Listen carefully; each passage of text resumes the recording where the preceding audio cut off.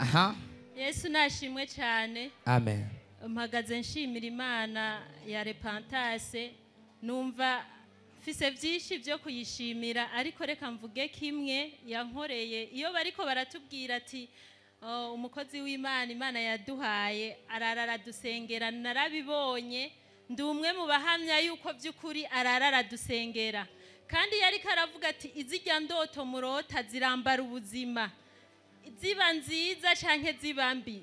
Kimwe mfise nk'intahe nuko je nari mfise ukuboko kuva mvyara bangiriye cesarienne, naciye fatwa ukuboko kwaricomora, rimwe nkumva kuriko uwundi mwanya nkumva kutariko.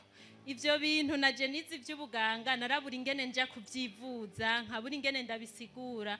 Umwana yaramaze umwaka n'amezi 6 ntashobora kumuteruza ukuboko kumwe, nama mfise ikibazo mu kuboko ntashobora kubisigurira umuntu n'umwe kuko byari ibintu bigoye gusigura, nta fatiro byari bifise. Igihe kimwe gusa nararyama, hajya njyamye mbyutse ukuboko nkakurondera, nkumva umenga ndiko ndakurondera.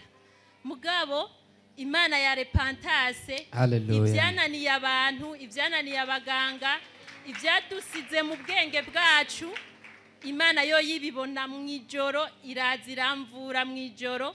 Ndibuka ico gihe narose ndahantu mbona ukuboko kwanje kuri mu kanwa k'inzoka, hama mugabo nkabona iyo nzoka ndayifashe mwizosi gutya, ntivyakunda kwihekenya mugabo kukagumayo. Juste sinashobora kwisova, sinashobora kubona ico gukora kuko narifashe mwizosi hiyo nzoka, mubwo ikiganza canje cyose kiri mu kanwa kayo.